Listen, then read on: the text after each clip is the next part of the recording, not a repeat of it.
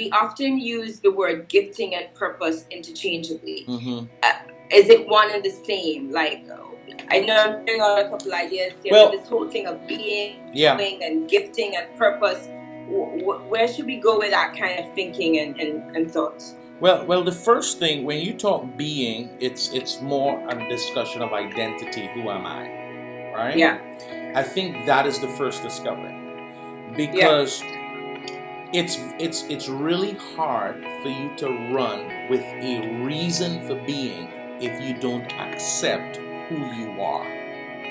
See, everything that was created, I believe, was created to solve a problem. For example, I use the microphone, right? Why is the microphone designed the way it is? So somebody says, I want sound to be amplified because, if we have to record it, or if we're in a big setting, people can't hear. So what if they speak into this aspect? It takes the sound, it travels through whatever technology mechanism, it goes through a system, it's amplified, now people can hear it. That's the problem to be solved. The problem is what designed the creation. So when this mic is manufactured, this mic must not be in discussion about who it is.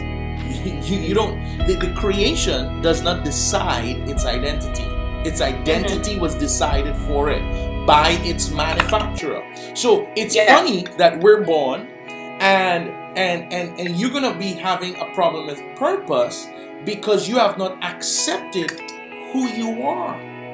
So when I found out who I was, it all happened at the same time in one sense, because I was fighting that identity that Christ in one sense had for me. I was fighting it, and the reason I was fighting it, Anika, is that a lot of us we wear the heaviness and the burdens of what we have been told. You will never be good enough. You're just like your father.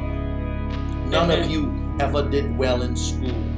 You are average. You are all those things. And limitations of society, whether we're talking about class limitations, race limitations, of course, education, people who come from that area. Even Christ was told nothing good can come from where he came from. So all those things attempt to now attack what your original identity in Christ is, and you have to now block out the noise to listen to the sound of truth. Everything else is noise. Anything that is not true, that's telling you who you are. That's why Les Brown says, people's opinion of you do not have to become your identity. It's just their opinion. Everybody has one. So I had to block out that noise and accept this is who God called you to be. You now will be giving oversight of nations and of kingdoms, to root out, pull down, overthrow, destroy, to build and to... I couldn't fight that. That was in my divine wiring. This is not because Luke was born to Cecil and Deborah. He is a communicator. No, this comes straight from a programming divinely from your manufacturer in heaven. It's not something you can work for. So giftings were given as tools to fulfill purpose.